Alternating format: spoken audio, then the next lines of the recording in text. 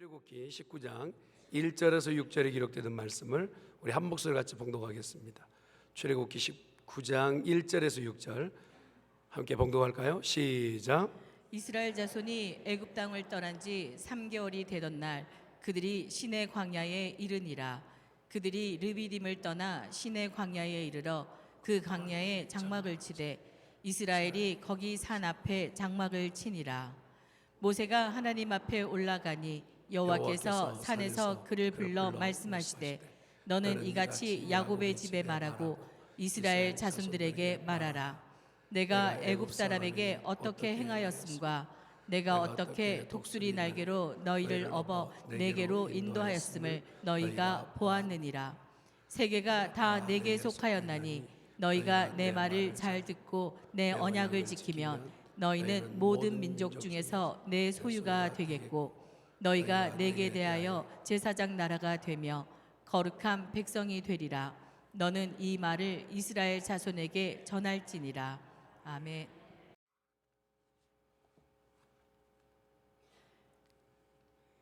양옆에 계신 분들에게 곁에 앉아주셔서 감사합니다.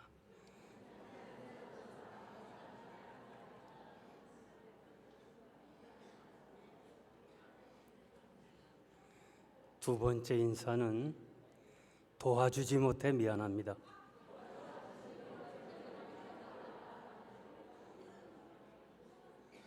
마지막으로 주님의 사랑으로 사랑합니다.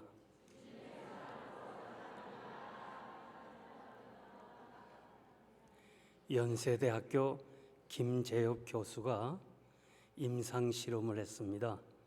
환자들에게 6개월 동안 감사합니다, 미안합니다, 사랑합니다 이 세 마디를 6개월 동안 매일처럼 훈련시켰더니 병세가 50% 호전되었답니다.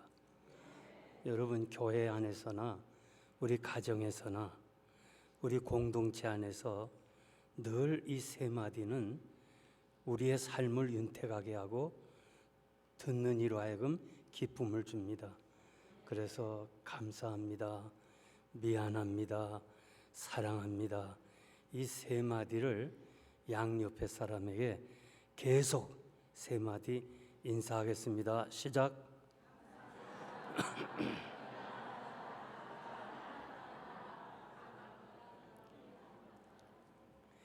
기도하겠습니다. 하나님 아버지, 감사합니다. 웬 은혜며 웬 사랑입니까? 행한 대로 벌하시고 죄대로 갚으신다면 감히 우리는 이 자리에 나올 수도 없고 설 수도 없습니다. 주의 긍휼하심과 그 크신 은혜를 인하여 이전에게도 주의 전에 나왔사오니 우리 하나님 약속한 대로 이전에 들어온 자마다 다 구원을 받을 것이고 예배드리고 나가는 저들에게 꼴을 주시겠다고 약속한 것처럼 저들이 세상에 필요한 거 하나님이 허락하여 주시옵소서. 귀하신 목사님이 조목조목 간구했습니다. 그 기도를 꼭 들응답하시고 섬기는 교회도 하나님이 축복해 주시기를 원합니다. 광야 같은 세상에서 우리가 의지할 곳은 하나님밖에 없습니다. 하나님 의지하고 또 의지한다고 하는 이 귀한 찬양이 우리들의 기도가 되게 하여 주시옵소서. 오늘 저녁에 빈손 들고 나오지 않고 정성 모아 하나님 앞에 예물을 드렸사오니 우리 손에서 주의 손에 옮겼습니다. 주님이 축사하시고 하나님 나라 위하여 아름답게 쓰여지기를 소원합니다. 사랑하는 성도들의 가정에 경영에 자녀들에게 축복하여 주시옵소서. 예수님의 이름으로 감사하며 기도하옵나이다. 아멘. 우리 주님이 세상에 계실 때에 많은 사람들에게 은혜를 베풀어 주었습니다. 문둥병자를 고쳐주시고 소경의 눈을 뜨게 하시고 절름발이를 고쳐주시고 귀신 들린 자, 가늠하다 잡힌 여자, 심지어는 죽은 자를 살려주셨는데 성경에 기록되지 아니한 다른 표적도 많이 행하셨으나 생략하였다고 요한복음 20장 30절에서 말씀하고 있습니다. 실제로 많은 사람이 은혜를 받았는데 저들이 은혜를 받고 그 다음에 무엇을 했는가? 하나님 나라를 위해서, 주님을 위해서, 영혼 구원을 위해서 무엇을 했는가? 성경에는 언급이 없어요. 아무도 주석을 다른 사람이 없어요. 해석한 사람도 없어요. 설교한 사람도 없어요. 많은 사람이 은혜를 받았는데 받고 나서 저들이 어떤 변화를 가져왔으며 무엇을 위해 살았는가? 이것이 알고 싶은데, 이것이 궁금한데 누가 언급한 사람이 없습니다.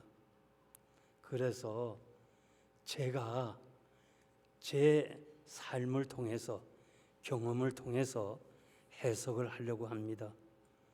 저는 피난을 대구로 갔습니다. 초등학교 그 시절은 국민학교인데 4학년 때 돌림병이 있어가지고 여러 아이들이 세상을 떠났습니다. 저도 수술을 하고 참 여러 가지 방법을 다 했지만은 그 시절에는 약품도 별방 없어서 이제 수술한 의사가 못 고치겠다고 그저 죽음을 기다리고 있는 때에 저 서울에 가면 변계단 권사님이 계신다. 그분은 병자들을 고친다. 이 얘기 듣고 어머니 등에 업혀서 대구에서 서울까지 왔습니다. 그리고 사생결단하고 하나님께 맡겼습니다. 주님, 나를 살려주세요. 내가 살면 주를 위해서 평생 살겠습니다. 아니면 너무 고통이 심해서 하나님, 내 생명을 거두어 가세요.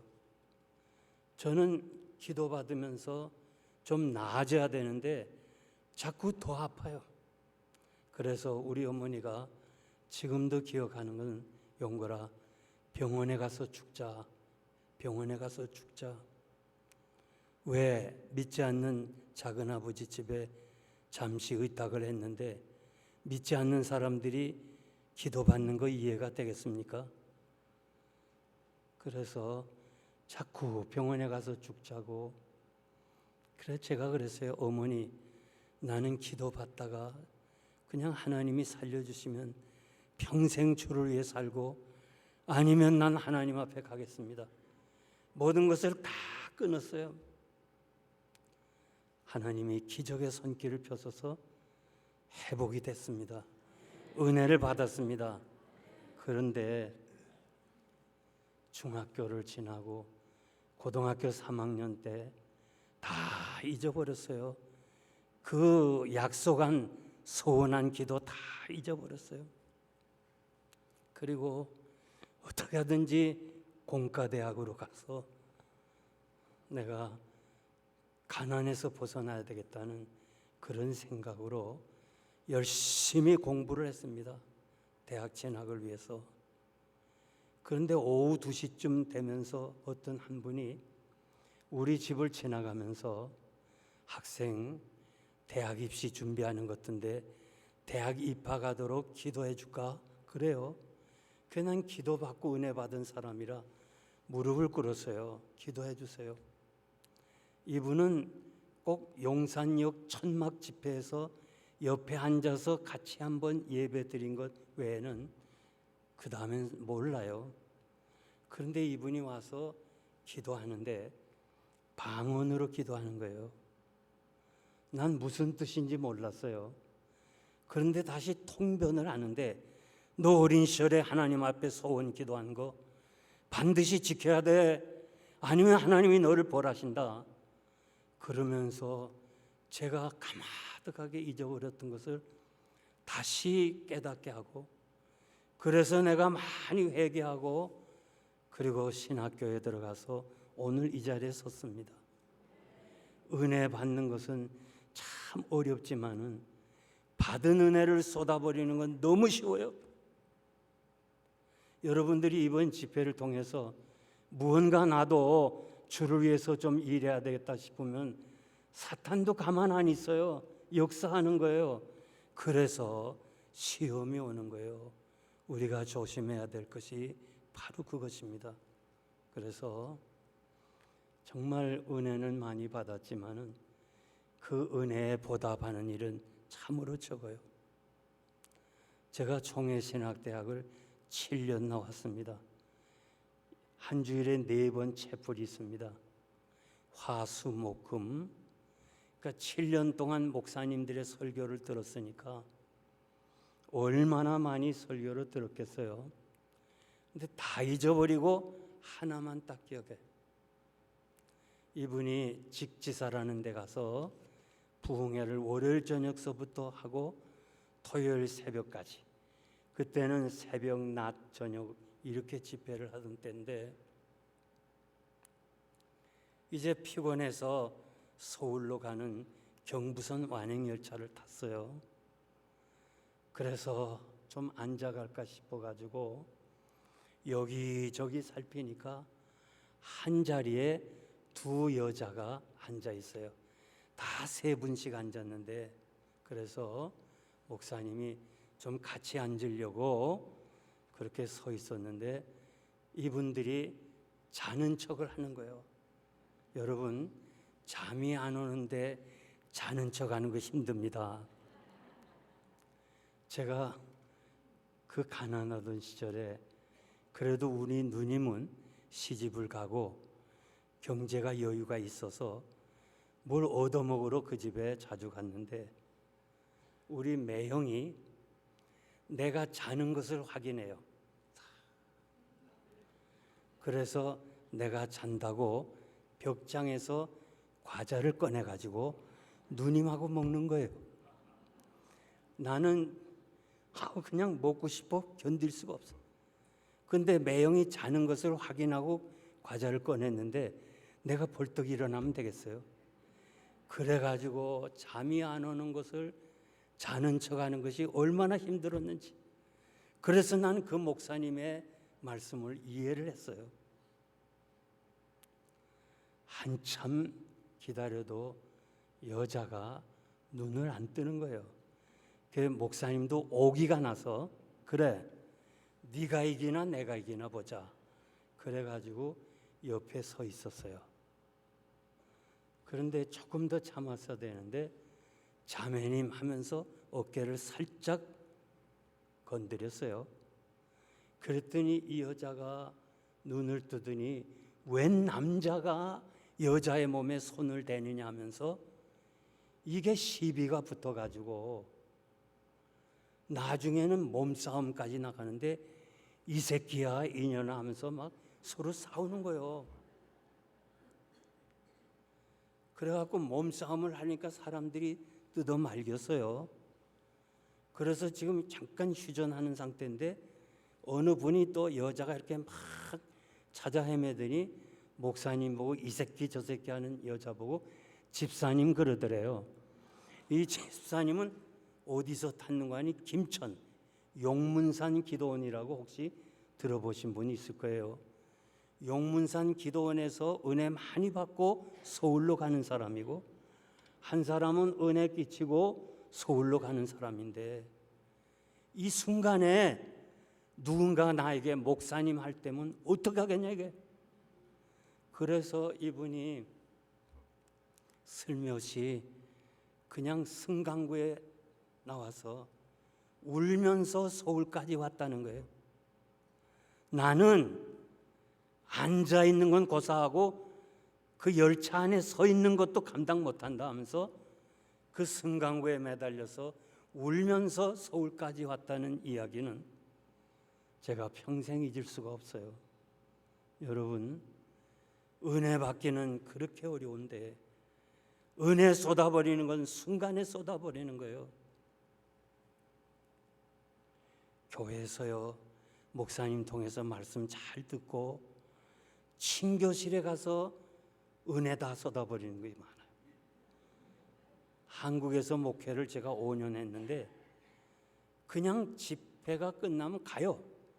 근데 이민교회는 꼭 커피 마시러 갔다가 시험에 들어요. 교인들이요, 한국에 갔다 오면은 다 옷을 새롭게 사 입어요. 그러면서 자랑을 해요. 나 이거 100만 원 주고 샀어. 그러면 우리 교민들이요, 칭찬에 인색해요. 야, 좋다, 야.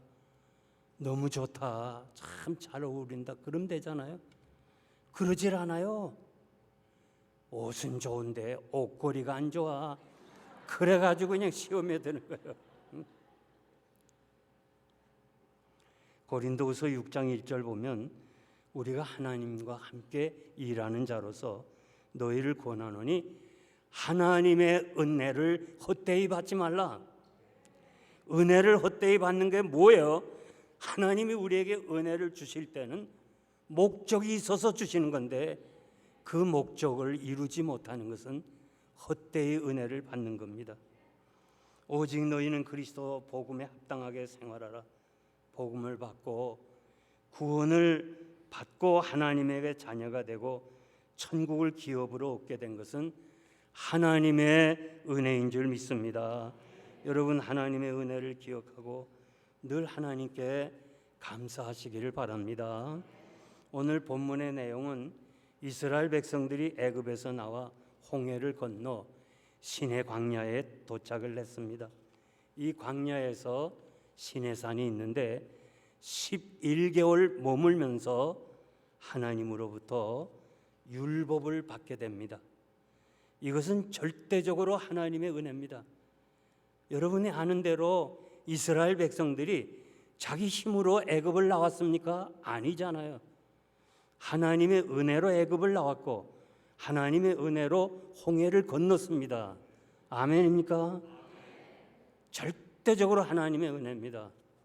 우리가 애굽과 같은 죄악의 사슬에 매였다가 영원히 형벌을 받아 죽을 이런 죄인이 하나님의 은혜로 주님의 십자가의 대속의 죽음으로 우리가 하나님의 자녀가 되었고 애굽을 나와서 홍해를 걷는 것처럼 세례를 통해서 우리가 하나님의 자녀가 되고 오늘 이 자리에 앉아서 예배를 드리게 된 것은 전적으로 하나님의 은혜인 줄 믿습니다. 그래서 오늘 저는 정말 모든 것이 은혜 아닌 것이 없어요. 그러나 오늘 본문을 통해서 우리가 받은 은혜 세 가지를 말씀드리는데요. 첫째는 하나님의 말씀입니다. 1절 보니까 이스라엘 자손이 애굽 땅에서 나올 때에 제3월 곧 그때 그들이 시내 광야에 이르느니라 그랬어요. 출애굽기 3장 12절에 보니까 하나님은 모세에게 너는 애굽으로 가라. 내가 너와 함께 있어 애굽에서 내 백성을 건져낸 후에 너희가 이 산에서 지금 모세에게 말씀했던 이 산에서 나를 경배할 것이라 그렇게 말씀을 했습니다. 모세는 이해가 안 됐어요. 내가 애굽에 산 경험이 있는데 40년 살았는데 내가 무슨 힘으로 애굽에 있는 이스라엘 백성을 건질 수 있겠냐? 내 나이 80이고 40년 목동 생활하느라고 애굽 말을 다 잊어버린 거예요. 하나님, 보낼 자를 보내세요. 나는 갈 수가 없습니다. 하나님의 말씀을 전할 때 모세는 말씀에 순종할 수 없었어요. 그 이유가 뭐예요? 자기 경험, 자기 생각, 자기가 실제로 애굽에 살았던 그 현실, 그것이 하나님의 말씀에 순종하는 걸림돌이 된 거예요. 왜 우리가 하나님의 말씀을 순종하지 못해요? 우리의 작은 지식, 우리의 지금 살고 있는 경험, 현실, 이것이 하나님의 말씀을 순종하는데 방해가 되는 거예요. 그래서 모세는 자기가 이렇게 백성들을 애굽에서 이끌어와서 시내산에서 왔을 때 얼마나 마음이 부끄럽겠어요. 야, 내가 내 힘으로 하는 줄 알았는데 하나님의 은혜로 백성을 인도했구나. 공연히 내가 하나님을 믿지 못했구나. 이 부끄러워할 때 하나님은 모세야, 너 경험했지? 내가 알고 있잖아. 내가 경험한 것을 백성들에게 말을 해다오. 너희들이 하나님의 말씀을 지켜 순종하면 제사장 나라로 삼을 것이고 하나님께서 너희들에게 축복해 줄 것이라고 약속을 해 주었습니다. 고린도후서 1장 18절 20절 보면 하나님은 진실하시고 거짓이 없기 때문에 하나님의 말씀에 언제나 예, 아멘 하여 하나님께 영광을 돌리라고 그랬습니다. 우리가 어떻게 해야 하나님께 영광을 돌립니까? 단순해요.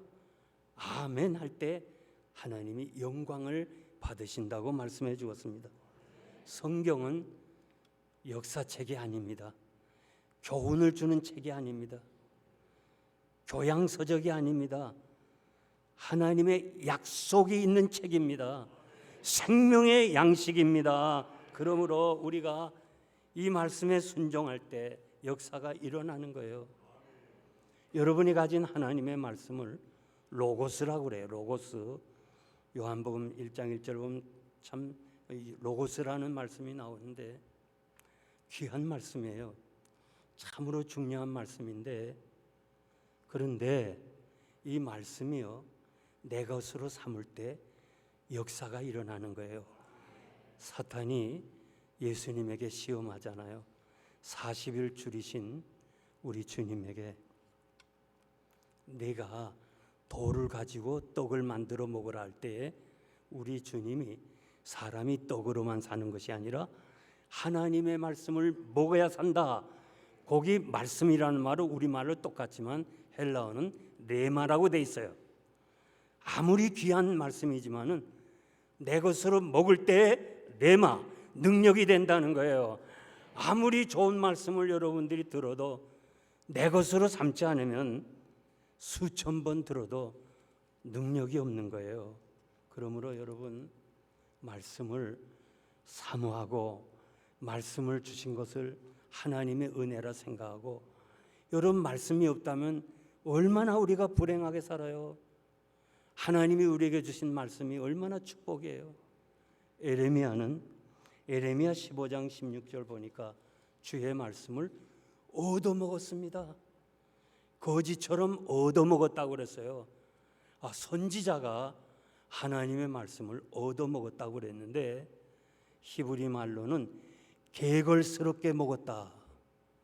아마 여러분들은 잘 모를 거예요. 그러나 나이 드신 분은 개걸스럽게 먹었다는 거 알아요. 제가 대구에 피난 가서 국민학교 1학년 때 달성공원에서 천막을 치고 공부했어요. 달성공원 아는 사람 있어요? 예, 그러니까 있어요. 달성공원이.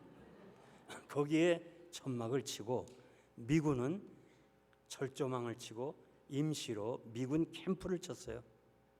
그래서 점심때가 되면 피난민 우리들은 배가 고픈 거예요. 그래서 철조망에 매달려서 헬로 좀 달라고.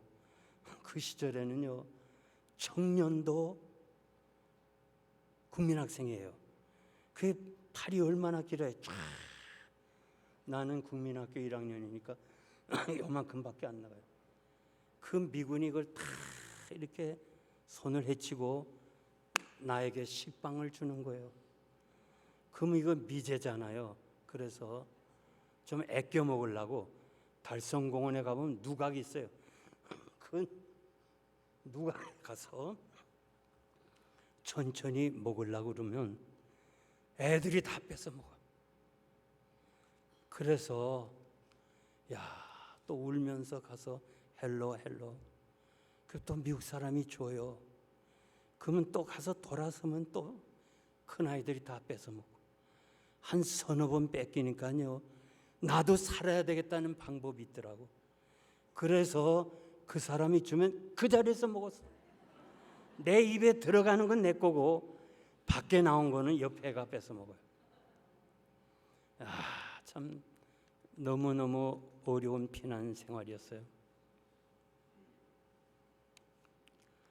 교실에 들어가면 선생님이요, 일제시대 때 배운 선생님이라 무지막대하게 때려요. 몽둥이로.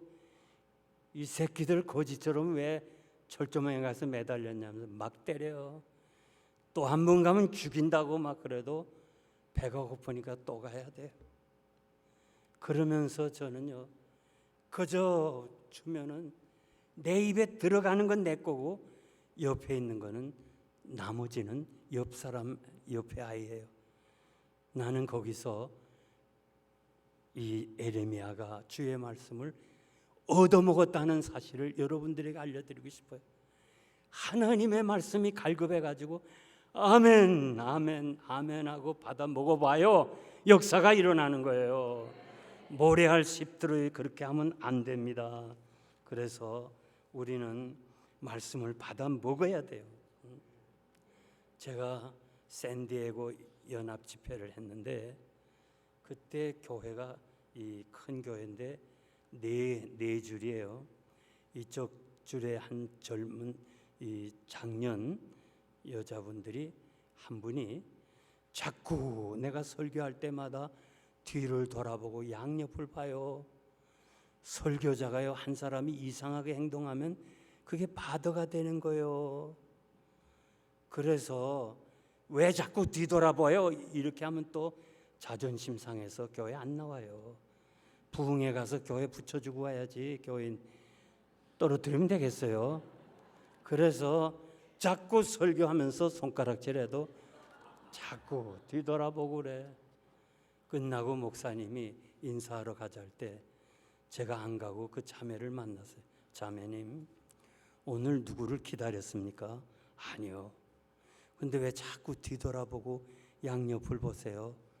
세상에 나는 이제까지 신앙생활하면서 목사님 같은 말씀 전한 사람 처음입니다. 얼마나 귀한 말씀인지, 하나도 땅에 떨어지는 말씀이 아닌데 그 말씀을 들을 때마다 요 아무개가 들어야 되는데 왔는가, 그걸 확인한다는 거예요. 여러분, 말씀을 내가 듣고 변해야 돼요.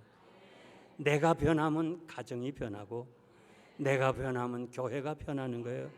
근데 우리는 말씀을 들으면서도 내 것으로 삼지 않고 자꾸 다른 사람만 생각하면 안 되는 거예요. 여러분, 하나님의 말씀을 이성으로 이해하려고 하지 말아요. 환경이나 경험이나 지식으로 하나님의 말씀을 판단하지 마세요. 하나님의 말씀은 약속입니다. 여러분들이 수표를 왜 귀중하게 여겨요? 은행장에 약속이 있어요. 그만한 돈을 주겠다는 약속이 있기 때문에 수표를 귀중하게 생각하는 것처럼 우리 하나님의 말씀이 은행장 약속보다도 못하겠어요? 아직 우리가 믿음이 없어서 그렇지 하나님의 말씀을 무조건 아멘하고 믿어봐요. 역사가 일어날 줄 믿습니다. 그래서 여러분들이 세상에 살아가는 동안 하나님의 종을 통해서 말씀을 들으면 아멘 하고 순종하면 기적이 일어날 줄 믿습니다. 제가 섬겼던 후암제일교회가 중부에 있는 영락교회하고 가까이 있는데 그 시절에는 영락교회가 제일 큰 교회였어요. 한경직 목사님이 어느 날 150명, 거긴 전부 피난민이에요. 150명에게 우리가 이북에서 피난 올 때 다 두고 오지 않았느냐, 다 두고 왔으니 열을 먹을 것만 놔두고 나머지는 교회 건축원금을 하자. 몇 사람이 들었는가 하니 150명이 들었어요. 다음 주일에는 열을 먹을 것만 놔두고 다 교회 건축을 하자. 우리가 다 이북에서 다 두고 오지 않았느냐.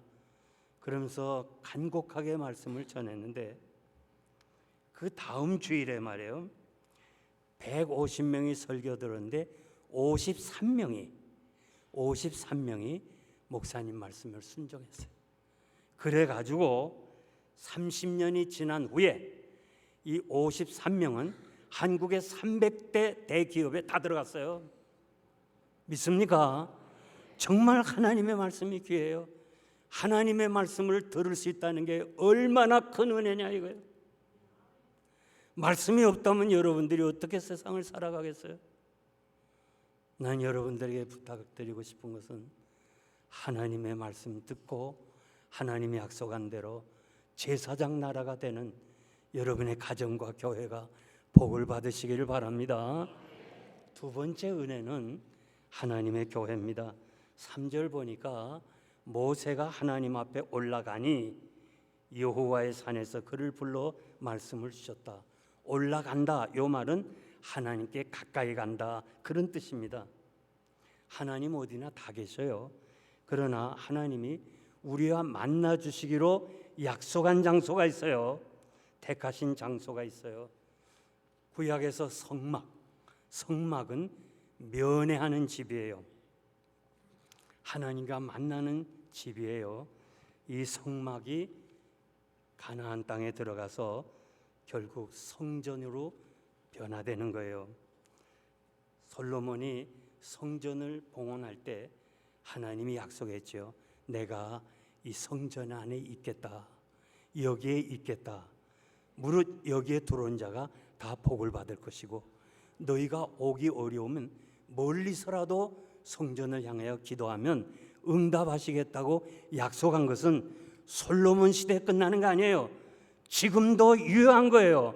여러분들이 하나님의 집에 나올 때 여기에 하나님이 계시니까 여러분들께서 필요한 것을 하나님이 채워주실 줄 믿습니다. 히브리서 11장 6절에 보니까 하나님의 집에 나와 예배 드리는 자는 하나님이 여기 계신 것을 믿으라. 믿습니까? 지금 여기 계신 것을 믿으라 그랬어요.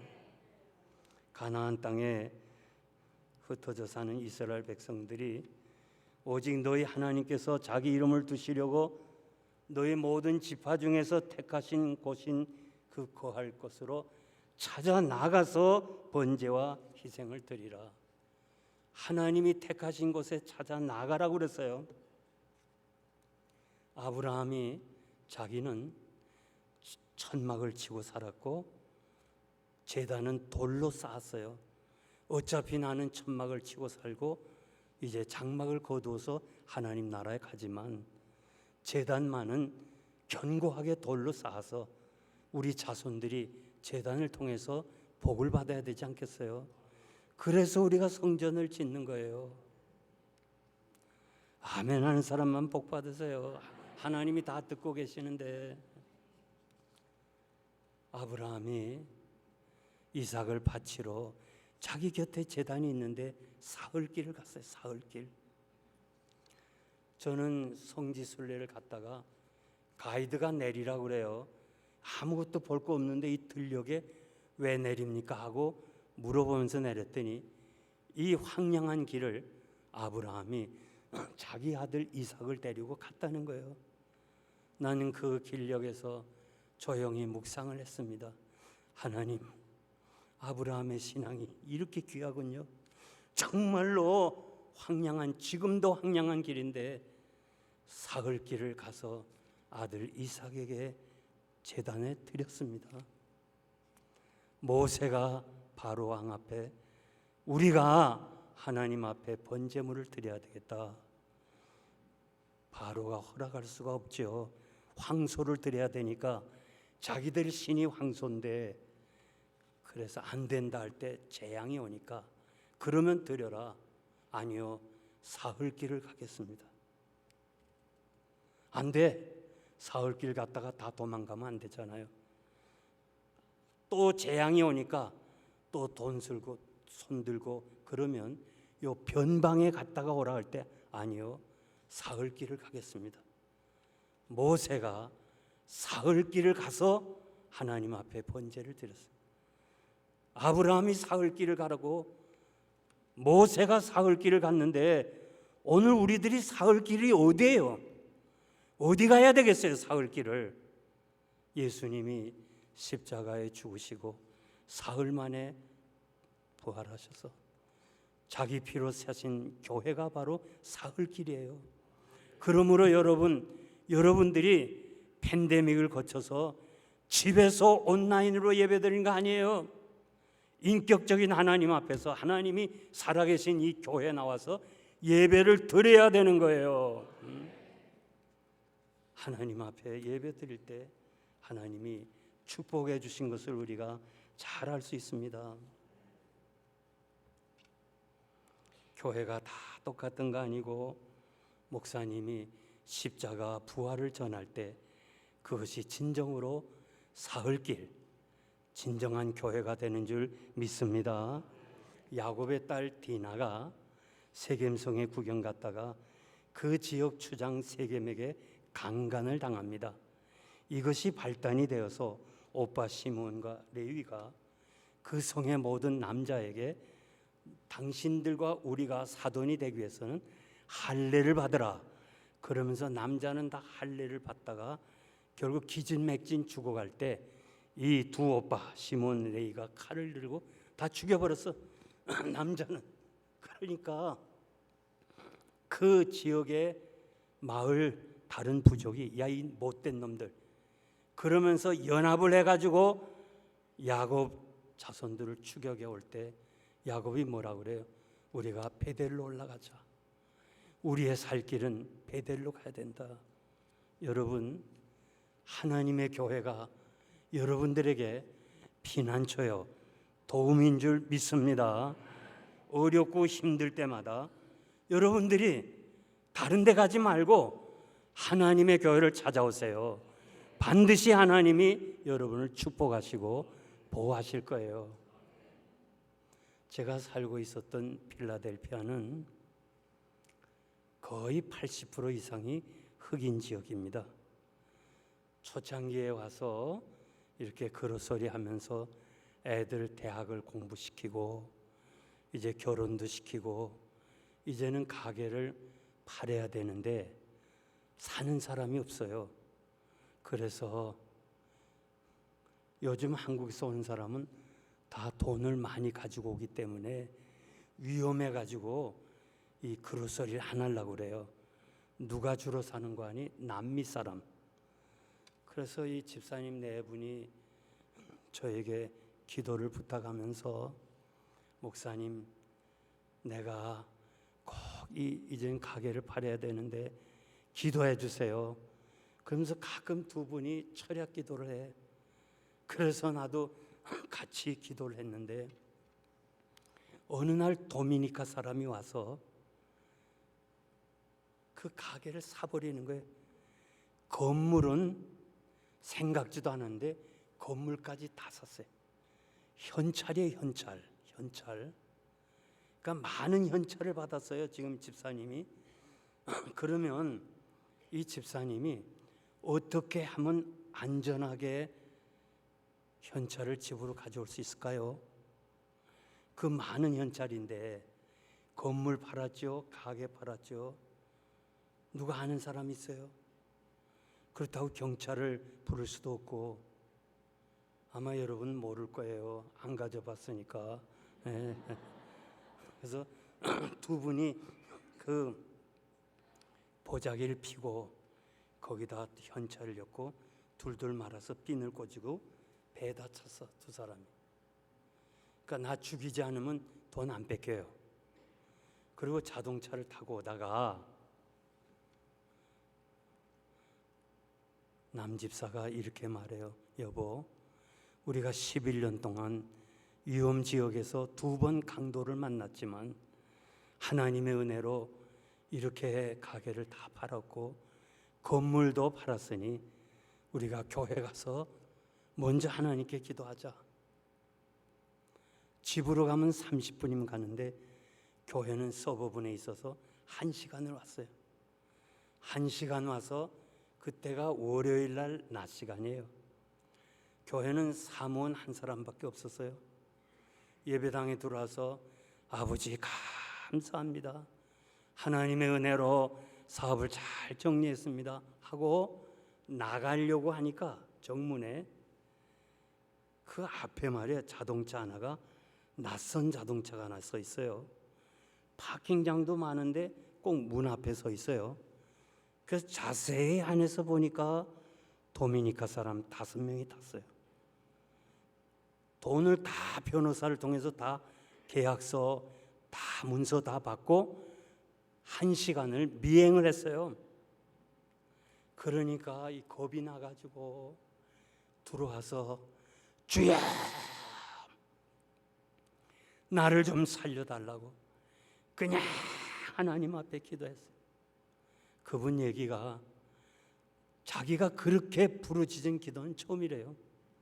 사실요, 부르짖는 기도는 죽을 자리에 나가야 기도가 나오는 거예요. 그냥 막 부르짖어 기도하니까 하나님의 은혜가 담대함을 주더래요. 마음의 평안을 주더래요. 그래서 서부 영화에 보면요, 왜 문짝을 2개 쫙 여는 거 있죠? 그거 있죠? 쫙 있어요. 우리 교회 문이 커요, 문짝이. 근데 삐꼼하게 열질 않고 2번이 쫙 열었어. 그리고 딱 서서 꼬라봤어. 응? 네가 말이야 우리를 미행해서 딱 꼬라봤는데 움직이질 않더래. 그 또 얼른 겁이 나가지고 문 닫고 또 들어왔어. 그래서 안에서 보니까 샥 도망을 가더래요. 경찰을 부르는 줄 알고. 이건 제 생각이에요. 경찰을 부르는 줄. 이분 하는 말이 목사님 교회가 중요하다는 건 너무너무 많이 들었습니다. 오늘이야 비로소 알았어요. 그냥 우리 좋다고 집에 갔더라면 다 뺏기지 않았으면 죽었을 거예요. 5명이 합작해서 돈 모아가지고 건물과 가게를 샀는데 가만 놔두겠어요. 여러분, 교회는 하나님의 은혜입니다. 여러분들이 피자를 먹잖아요. 피자. 그거 토막을 내잖아요. 우리가 일상생활에 여가 생활도 있어야지요. 또 교육 받으러도 가야지요. 장사도 해야지요. 애들하고 또 여행도 해야지요. 그리고 교회 생활도 해야지요. 피자의 한 토막이 아닙니다. 피자의 한 토막이 아니에요. 전체 피자예요. 전체를 교회 안에서 교회 지배를 받고 여러분들이 살아가 보세요. 반드시 하나님이 여러분을 축복하실 줄 믿습니다. 그래서 이 교회를 통해서 여러분들이 남은 때 하나님 앞에 큰 은혜를 받으시기를 바랍니다. 3번째는 하나님의 사랑입니다. 4절 보니까 내가 애굽 사람에게 어떻게 행하였음과 내가 어떻게 독수리 날개로 너희를 업어 내게로 인도하였음을 너희가 보았느니라. 모세는 하나님에 대하여 가장 잘 아는 사람이에요. 모세만큼 하나님을 아는 사람이 없어요. 그런데 모세는 출애굽하는 과정, 시내산에서 도착하는 과정, 그 과정을 독수리가 날개로 자기 새끼를 업는 것처럼 우리를 업어서 여기까지 인도했다고 그렇게 말씀을 하고 있습니다. 모세는 모압 평지에서 가나안에 들어가는 2세들에게 이렇게 말해요. 황무지 같은 땅에서 짐승이 부르짖는 광야에서 하나님이 너희들을 인도해서 하나님의 사랑으로 여기까지 왔다는 사실, 이 사실을 다시 알려주는 거예요. 그러면서 1세에게 말했던 그 말씀을 다시 모압 평지에서 2세들에게 말씀을 하는 거예요. 독수리가 자기 새끼를 훈련하듯이 너희들은 훈련하셨고 날개로 새끼를 업는 것처럼 너희들을 하나님께서 광야길로 인도하셨다는 거예요. 왜 독수리가 새의 왕이 됩니까? 강한 훈련이 있기 때문에 그렇습니다. 여러분, 우리가 살아가노라면 원치 않는 실패도 있고 고난도 있고 아픔도 있고 질병도 있어요. 그런데 딱 끊어가지고 아픔, 시련 그것만 생각하지 말고 구원사적으로 하나님이 나를 불러서 하나님 나라로 인도하는 그 과정에서 일어나는 한 토막과 같은 거예요. 절대 여러분들이 한 토막을 잘라서 낙심하거나 좌절하지 마세요. 우리 안에 행하시는 이는 하나님이시니 자기의 기쁘신 뜻을 위하여 너희로 소원을 두고 행하시나니 모든 일을 원망과 시비가 없이 하라. 우리에게 당하는 모든 일들, 모든 사건은 하나님이 하시는 일이라고 우리에게 말씀해 주었어요. 제가 살아온 날을 뒤돌아보면요, 여러 가지 사건의 변화가 있었어요. 정말 변화가 많은데, 그런데 지나고 보니까 버릴 것이 하나도 없어요. 전부 다 하나님의 은혜고, 우리가 미처 깨닫지 못해서 그렇지 모든 것은 다 하나님의 은혜인 것을 알게 돼요. 여러분, 모든 것은 다 하나님의 사랑인 줄 믿습니다. 내 형제들아, 너희가 여러 가지 시험을 만나거든 온전히 기쁘게 여기라. 이는 너희 믿음의 시련이 인내로 말미암아 내는 줄 너희가 알미니라. 인내를 온전히 이루라. 이는 너희를 온전하고 구비하여 조금도 부족함이 없게 하려 함이라. 아멘입니까? 저는 여러분의 지금 형편을 모릅니다. 만약에 여러분이 지금 어려움과 고난 중에 있다면 이 과정이 나에게 있어야 하기에 하나님께서 허락하시는 과정이에요. 그 고난 속에 하나님의 음성이 있고, 그 고난 속에 하나님의 훈련이 있고, 하나님의 사랑이 있고, 하나님의 축복이 있고, 하나님의 인도하심이 있는 것을 믿으시기를 바랍니다. 어떠한 고난도 그것 때문에 하나님께 가까이 갈 수 있다면 축복입니다.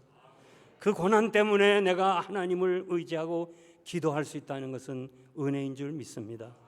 신명기 1장 31절 보니까 모세는 가나안에 들어가는 이세들에게 광야에서 너희가 체험하였듯이 사람이 자기 아들을 아는 것 같이 너희 하나님 여호와께서 너희 행로 중에 너희를 아느사 이곳에 이루게 하셨다고 그랬어요.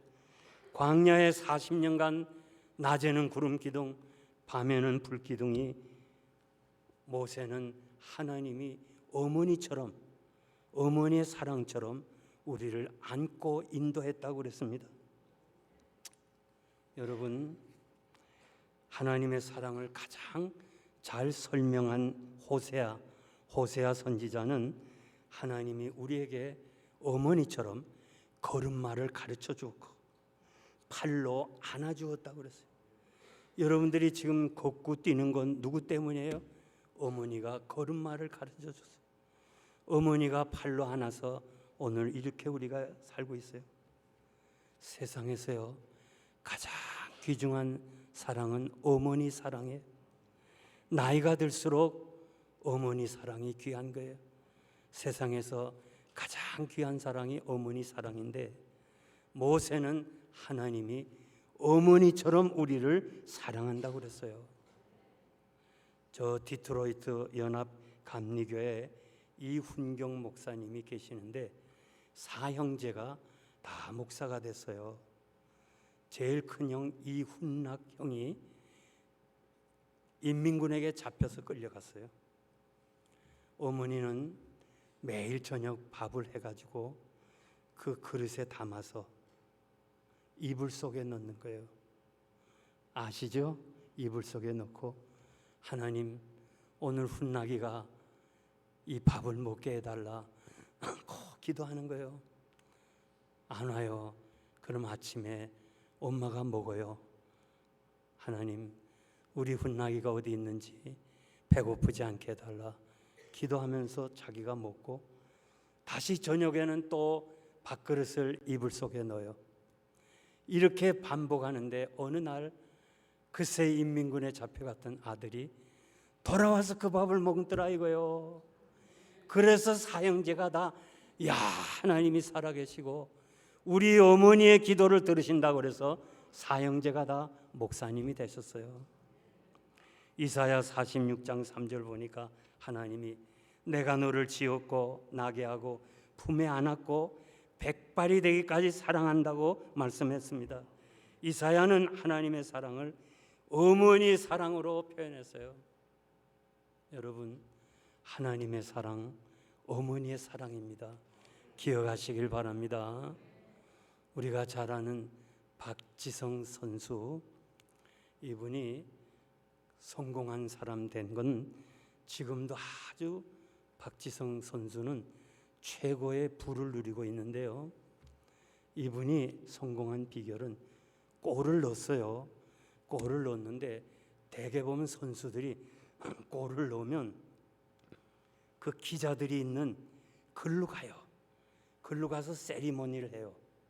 그런데 박지성은 그러지 않고 코치가 있는 데로 막 달려가요. 야, 그래서 이 선수가 오는데 히딩크 감독이요, 탁 팔을 벌렸어. 그랬더니 그 품에 탁 안겼어. 이것이 박지성이 성공의 비결이에요.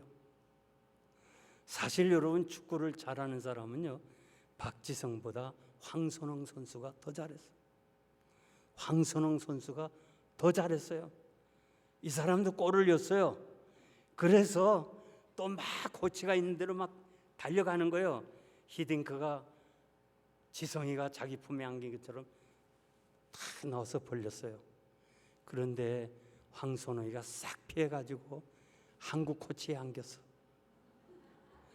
기분 나쁘잖아요. 기분 좋을 수가 있어요. 히딩크가 가슴을 열었는데 그 품에 안 안겼어.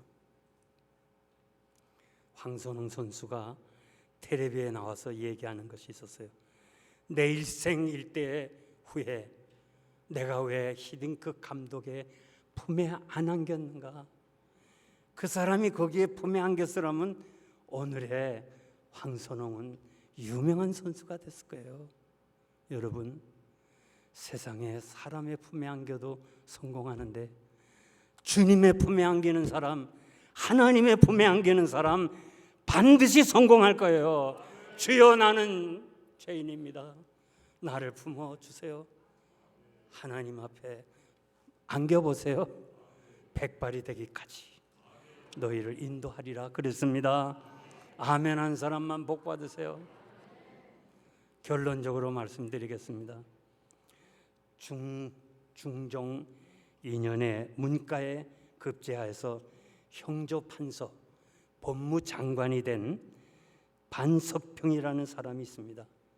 성격은 온유하고 겸손한 사람, 남의 집에서 종으로 태어난 사람이에요. 노예 신분이에요. 당시에 노예는 인간 이하의 취급을 받고 사는 사람이에요. 그러나 반석평은 나는 성공해야 되겠다 결심을 하고 낮에 열심히 일하고 밤에는 공부하는 거예요. 그래 주인이 그 당시 참판이었는데, 석평아, 너는 공부해야 쓸데없어. 너는 노예야. 노예 신분은 과거를 볼 수가 없어. 그러니까 피곤하니까 자라. 그래도 반석평이는 만약에 일 안 하고 그냥 공부만 하면 주인이 싫어할 텐데 일 다 하고 남들이 다 잘 때 공부를 하는 거예요. 주인님, 나는 과거를 보려는 게 아니라 공부하는 게 너무 좋아요. 여기에 감동을 받아서 주인이 세상을 떠나면서 노예 신분을 찢어버려요. 그리고 양반집, 아들이 없는 양반집에, 가난한 양반집에 입양을 보내요. 그래서 양반의 아들이 돼가지고 과거 시험을 봐서 형조판서, 지금으로 말하면 법무장관이 됐어요. 이분이 어느 날 그가 한양 거리를 지나는데 옛 주인의 아들 이모성이 거지가 되어서 한양에 돌아다니는 거예요. 그거를 본 반석평이가 말에서 내리는 거예요. 그러면서 한양 한복판에서 주인님 하면서 무릎을 꿇는 거예요. 이건 뭐 놀랄 일 아니겠어요? 형조 판사가 거지 같은 사람에게 아주 무릎 꿇고 절을 하니까, 큰 절을 하니까 그냥 사람들이 몰려드는 거예요. 이모성이는 불불불 떠는 거예요. 형조 판서가 자기한테 무릎을 꿇으니까 막 벌벌 떠는 거예요. 모르지. 주인이여 주인이여, 나는 주인의 종 반석평입니다. 나는 주인의 은혜를 잊을 수가 없습니다. 그 시절에요, 자기 과거의 신분을 속이고 과거 시험을 봤다면 다시 옛 신분으로 돌아가야 돼요. 정말 이거는 그럴 수가 없는 거예요. 그러나 반석평이는 은혜를 잊어버리지 않았어요. 은혜를 잊어버리지 않았어요. 이것이 왕의 귀에 들어가요. 야, 형조 판서는 훌륭한 인격자구나. 그 대낮에 한양 한복판에서 옛날 주인의 은혜를 기억하고 사는 이 사람은 우리가 본받아야 된다면서 그를 칭송해주고 그 거지 같은 이모성에게 계급도 하나 줬어요. 주인의 은혜를 기억하고 보답하는 반석평의 자손 중에 유엔 사무총장을 지낸 반기문 같은 훌륭한 사람이 나오게 된 거예요. 여러분, 하나님의 은혜를 기억하고 사세요. 제가 오늘 저녁 여러분들에게 말씀드리는 골자가 그거예요. 다 잊어버려도 하나님의 은혜는 잊어버리면 안 돼요. 다윗과 골리앗의 싸움을 우리가 잘 알아요. 다윗이 어떻게 골리앗과 싸우러 나가요? 자기 의지입니까? 자기 신앙입니까? 자기 용기입니까? 아니에요. 다윗이 뭐라고 그래요? 나를 과거에 사자의 발톱에서 나를 건지신 하나님, 곰의 발톱에서 건지신 그 하나님의 은혜를 기억하고 또다시 하나님의 은혜를 주셔서 나는 골리앗을 이긴다는 거예요. 은혜를 기억하고 나가 싸워서 이기는 거예요. 여러분, 하나님의 은혜를 기억하고 사세요. 정말 제가 부탁합니다. 하나님의 은혜를 기억하고 그 은혜를 보답하며 사는 사람에게는 하나님이 분명히 약속을 해 주었는데 너를 존귀케 하겠다고 약속해 주었습니다. 우리가 살아가면서 어떠한 어려움과 시련이 닥쳐도 나를 죄와 사망에서 건져주신 하나님, 나 같은 죄인을 위하여 그 아들 독생자까지 버리신 그 하나님의 사랑, 그 은혜를 기억한다면 여러분들이 어떠한 시련이 있어도 또 다른 은혜를 기억할 거예요. 성도 여러분, 제가 오늘 여러분들이 꼭 말씀드리고 싶은 것은 remember, 기억해야 돼요. remember, expect again. 여러분, 하나님의 은혜를 remember, 기억하면 또 다른 하나님의 은혜를 기대하셔도 좋은 거예요. 이 어려운 세상에서 시련이 있고 환난이 있을 때 나를 건지신 하나님, 그 은혜를 기억하면 또 다른 은혜가 여러분의 문제를 해결해 주실 줄 믿습니다. 믿습니다. 기도하겠습니다. 하나님 아버지, 감사합니다. 웬 은혜며 웬 사랑입니까? 어찌 다 우리가 하나님의 은혜를 찬양할 수 있습니까? 은혜 아닌 것이 없습니다. 이 어려운 환난에서 여기까지 인도하신 하나님의 은혜를 기억하고 우리에게 말씀을 주신 그 은혜를 기억하고 우리에게 교회를 허락하신 그 은혜를 기억하고 우리에게 좋은 목사님 주신 그 은혜를 기억하고 원하옵니다. 진실로 하나님의 사랑을 기억하여 어렵고 힘들 때마다 그 은혜를 기억함으로 또 다른 은혜를 기대하는 하나님의 사람들 되게 하여 주옵소서. 예수님의 이름으로 감사하며 기도하옵나이다. 아멘.